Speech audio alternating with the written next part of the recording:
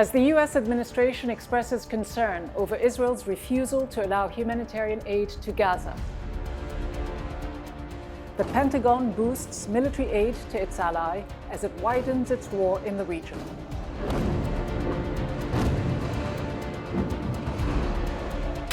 We've been working very hard to ensure that this does not become a wider regional war and that we can set the conditions for a diplomatic resolution as quickly as possible.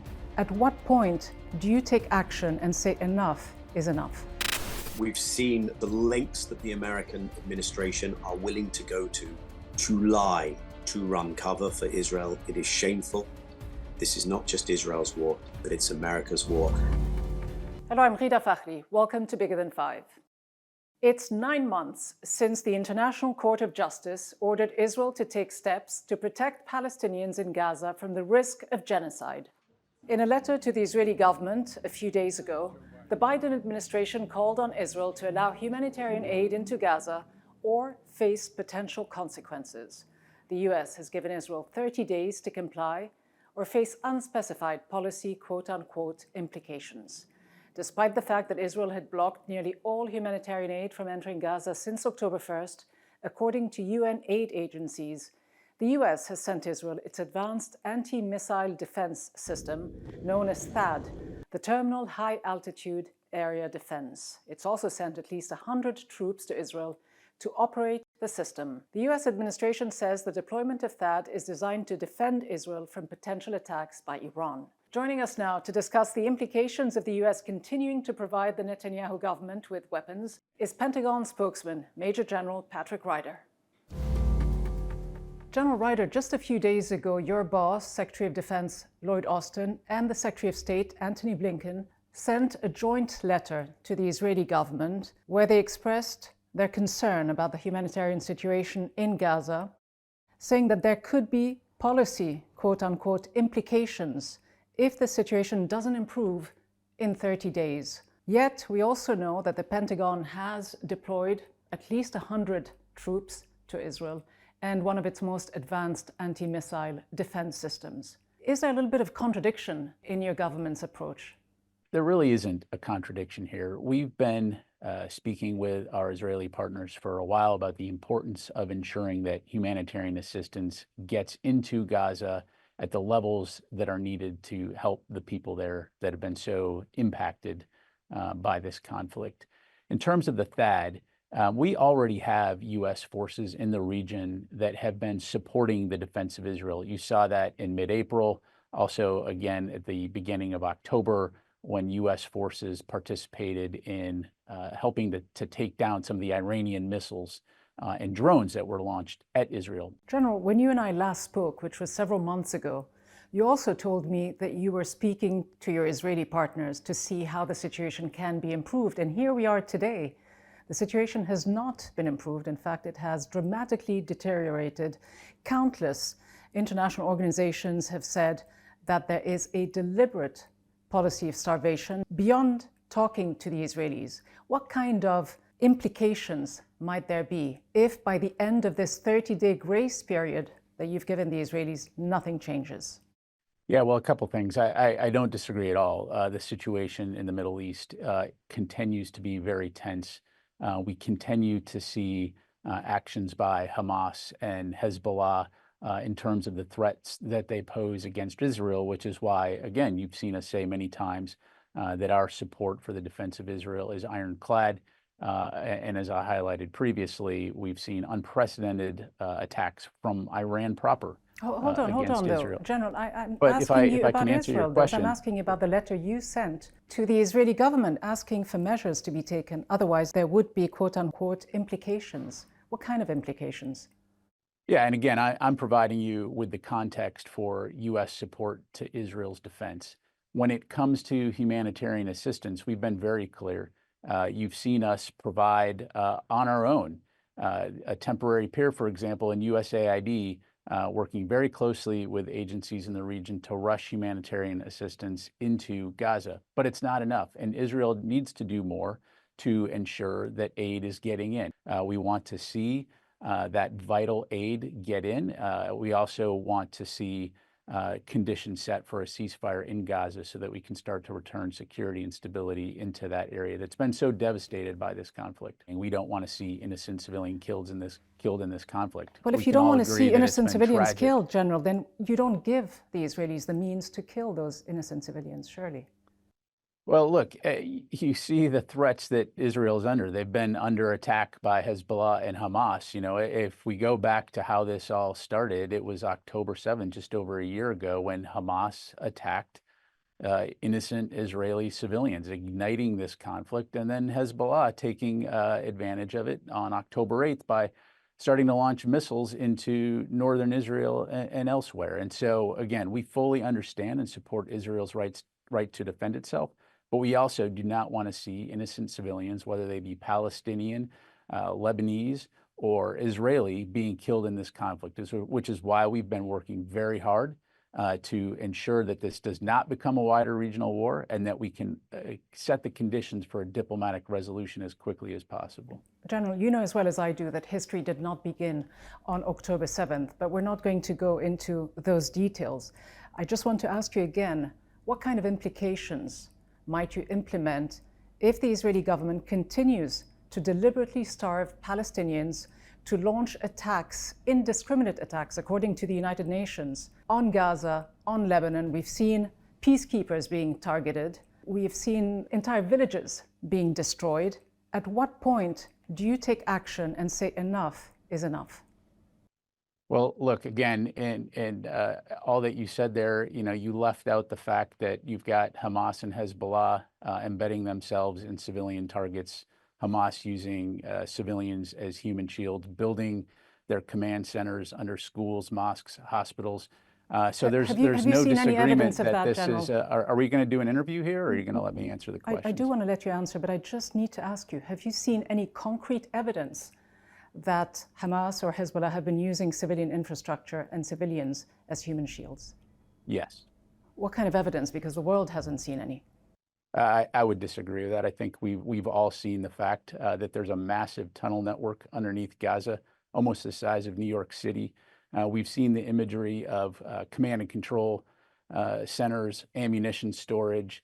And if Hamas truly cared about the people of Gaza as they claim that they did, why they would choose to expend funds on building such a giant underground network is really an interesting question. On the issue of human shields, General, which you and so many other US and Western officials keep mentioning, if we look at the facts, several international human rights organizations, including the Israeli organization B'Tselem, have documented for years Israel's use of human shields. Just a few days ago, the New York Times reported that Israeli military forces used Palestinian civilians as human shields in Gaza. The headline read, quote, "How Israel's army uses Palestinians as human shields in Gaza." 11 squads in 5 cities had coerced Palestinian civilians into protecting Israeli soldiers in tunnels, on tanks. Can you continue using this Israeli talking point when there isn't credible evidence? I'm speaking for the United States Department of Defense, and the facts as I have them are that, and the evidence that I've seen is that Hamas does use human shields in the form of building their facilities in civilian infrastructure. We're in violent agreement that this is a tragic situation, that we want to see a ceasefire in Gaza, that we want to see a restoration of security and stability in Gaza, and a situation where Hamas cannot threaten both Palestinians and the Israeli people. If you want to see a ceasefire in Gaza, General, why do you keep providing weapons to Israel? Well, again, if you look at the threats Israel is facing, the fact that Iran twice now has launched an unprecedented number of missiles and used its proxies to attack Israel. We've seen Hezbollah launch missiles and drones against Israel. We've seen Hamas, the Houthis, all launch missiles and drones toward Israel. They live in a very tough neighborhood. And so, again, our commitment to Israel's ability to defend itself is going to remain ironclad. Is it useful, though, for the United States to keep throwing weapons into this very unstable environment? As you say, there are now attacks and retaliations between Israel and Iran. What is the end game here? We've been working very hard from the beginning, ever since Hamas's attack on October 7, to prevent a wider regional conflict, to lower temperatures in the region, recognizing again that it is a very tense environment right now, and we'll continue to work toward that end. But we've also seen a military escalation and the US constantly boosting Israel's military capability. At the very least, there seems to be a serious conflict, General, between what you say and what you do. So first of all, the THAAD system is a defensive system. And again, the context here is Iran's attack on October 1st, over 200 missiles, ballistic missiles launched from Iran to targets in Israel. But that was retaliation to an Israeli And so attack. two things can be true at the same time. We can support the defense of Israel. We can also expect that humanitarian assistance be provided to the people of Gaza to aid their suffering, and again, to work towards trying to resolve the conflict there as quickly as possible. If the aim, General, is to aid the people of Gaza's suffering, how do you justify giving Israel another 30 days to carry on what it has been doing for well over a year now? Look, we believe that Israel needs to take action, and so we're going to give them time to do that. But again, we'll continue to have those discussions and continue to expect that additional aid can flow in as quickly as possible. But in addition to the moral considerations, there are also legal obligations on the United States government not to provide any country with weapons if there is any evidence to suggest that the weapons could be used while humanitarian aid is being blocked. Human Rights Watch has said, quote, "The Israeli government is using starvation as a weapon of war. This is a war crime." So many other international organizations have said the same. A State Department official, Stacey Gilbert, recently resigned over this issue. So the evidence is there.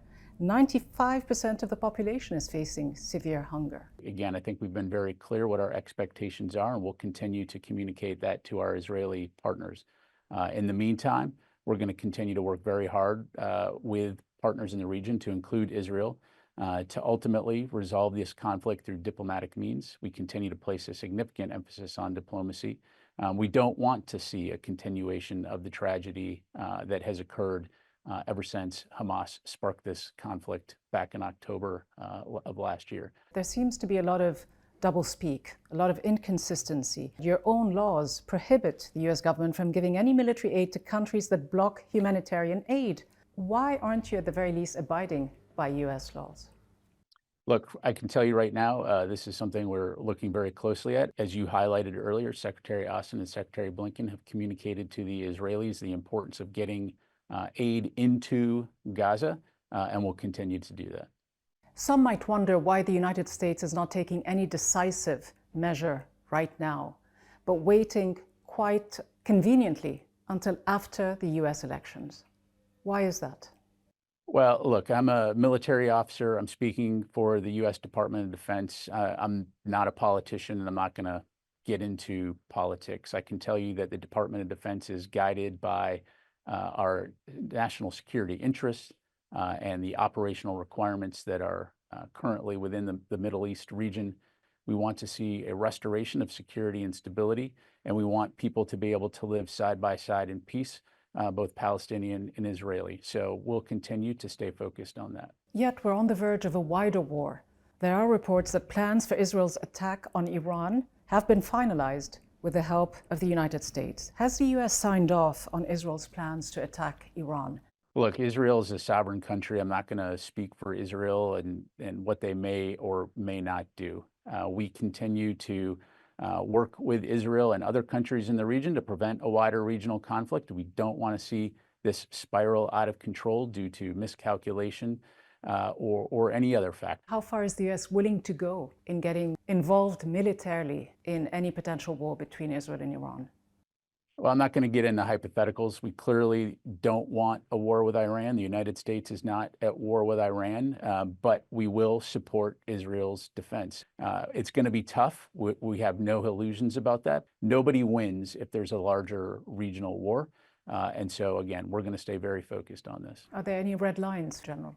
I'm not going to get into red lines or hypotheticals. Again, I think we've been very clear that the U.S. military presence in the region is focused on several things: protecting our forces and Americans who are in the region, supporting the defense of Israel, and being available to respond to a variety of contingencies should they occur. General Ryder, thank you very much for joining me.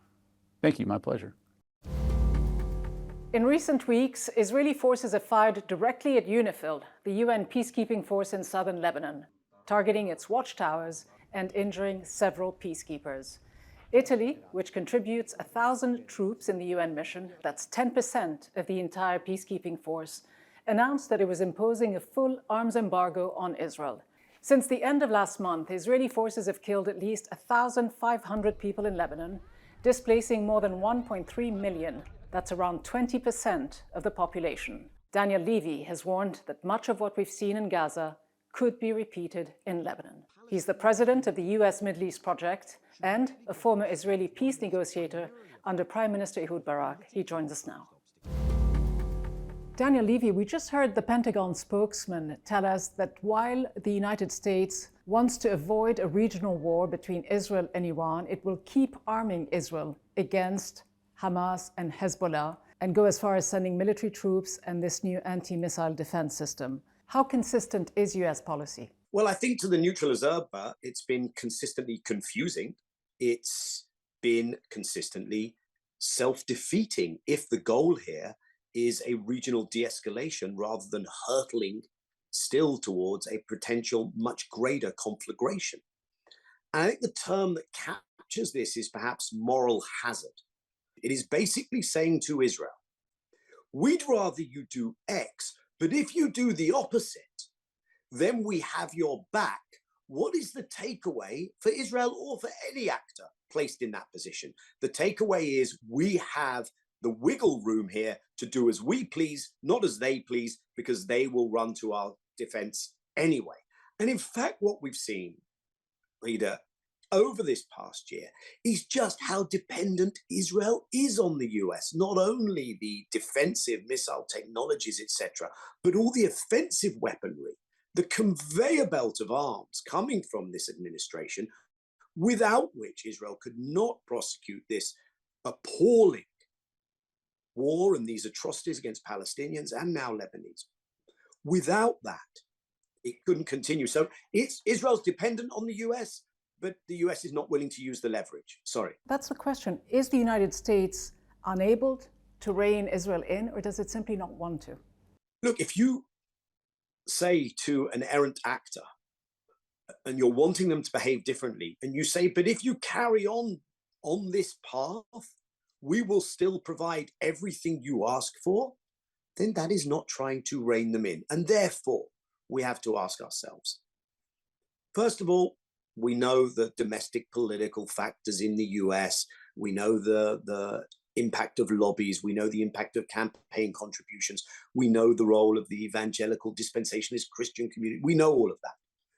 The question, though, becomes, to what extent is this simply an administration that is weak, ineffectual, so embedded in its own pro-extreme Israel narratives, or are there other things going on here? Do they see geopolitical advantage in Israel restoring some of its deterrence, in Israel taking the axis of resistance down? Is this part of blocking Russian, perhaps Chinese influence in that part of the world? So are we getting an honest take from a weak, pathetic administration policy, or are there things that they are interested in that they're not being frank with us about?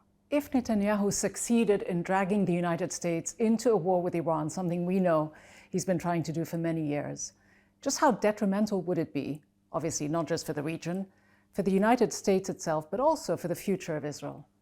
Well, let's remember, this is the same Prime Minister Netanyahu who, when he wasn't Prime Minister, actually, in 2002, traveled to the US in the lead up to the Iraq War, appeared in front of a congressional committee and said, you will see the tremendously positive benefits to the region if you remove the regime in Iraq. And we saw how that went. What we have today, I think, is a revisiting of some of those fantasies. And some in the US are apparently interested they apparently have a growing appetite for this idea that the Middle East can be remade in the fantasies of an Israeli hegemon and the crushing of Palestinians in ways that would be helpful to America. But you also asked, how does this play out for Israel? But what we are not seeing is an Israel that is making itself any more absorbable, any more likable, any more able to be lived with in the region in which it exists in the Middle East. And Israel may be able to score, military wins, but can it score a sustainable political settlement, a political win, when it does not have a political vision that the people of the region can live with? Some would argue that Israel does have a political vision, and it's called Greater Israel. How much of the policies that we see implemented today by the Netanyahu government have anything to do with defeating Hamas or Hezbollah? How much do they have to do with that greater strategy of annexing northern Gaza and even areas within Lebanon itself? And of course, the West Bank leader. And I think that's absolutely right. One cannot, I don't think, make sense of the levels of destruction and displacement taking place in Gaza, and I would add also the West Bank, long before October 7th. The Israeli government coalition guidelines state that the Jewish people have the exclusive and inalienable right to all parts of the land of Israel. So that's a recipe for full expansion, resettlement, annexation. And of course, this isn't a project that began with this government. Every Israeli government has been in the business of displacing Palestinians and resettling Israeli Jews according to the vision of what we see as actual existing Zionism as implemented. And given what you've said, can we still take at face value what we hear constantly ad nauseum from every Israeli official, of course, but every Western leader, that Israel is a democracy and the only democracy in the Middle East? Look, you cannot be a democracy in perpetual illegal occupation of another people who are denied their rights. Okay? There's a real importance, and I urge people to look this up, to the International Court of Justice advisory opinion offered on July 19th of this year, subsequently codified in a United Nations General Assembly Resolution 12626. This explains that the entirety of the occupation is illegal. You cannot have separate and unequal inside a democracy. There will be arguments that inside the 67 lines, Israel functions as a democracy. And indeed, Israel has much of the hardware and much of the trappings of a democracy, despite the significant discrimination against the Palestinian citizens of Israel. And there is something called the General's Plan, which calls for the expulsion of Palestinians from Gaza, essentially ethnically cleansing northern Gaza in its entirety, forcing starvation on whoever stays behind. Is this Israeli policy? Is this what is being implemented today? So there is indeed a plan. That the person whose name is most attributed to this is General Giora Island, perhaps someone who should be in The Hague for promoting genocide in the future. The idea, as you said, put pressure on the public by allowing very lax targeting rules, by preventing the provision of any kind of assistance or basic needs, food, etc., allowing the spread of disease, encouraging the spread of disease. The Israeli government has officially denied it is implementing that plan. What we see on the ground not only looks a lot like that plan, but actually the Israeli paper Haaretz has spoken to soldiers serving in the reservist battalions in northern Gaza, and they have said that it is their understanding that the general's plan is being implemented, which constitutes a war crime. And speaking of denials and war crimes, the Pentagon spokesman refused earlier to admit that the United States is possibly violating its own laws by providing Israel with weapons. How credible are these talking points that we hear from the Pentagon, the State Department, and the entire US administration? We've seen the lengths that the American administration are willing to go to lie, to run cover for Israel. It is shameful. They are absolutely a party to the crimes that have been committed. This is not just Israel's war, but it's America's war. And I think every time we hear an American official try to run cover, try to deny what is going on, they are simply incriminating themselves. And I'll let your viewers be the judges of how credible that spokesperson is or was. Daniel Levy, thank you so much. Thank you. As we witness the continued escalation across the Middle East, one disturbing trend remains constant: a glaring lack of accountability. The attacks on UN peacekeepers in Lebanon are just the latest example of impunity, with international law being repeatedly violated and no real consequences for those responsible. While the UN issues warnings about potential war crimes and amnesty calls for justice, the reality is that without serious enforcement, these warnings are little more than empty words.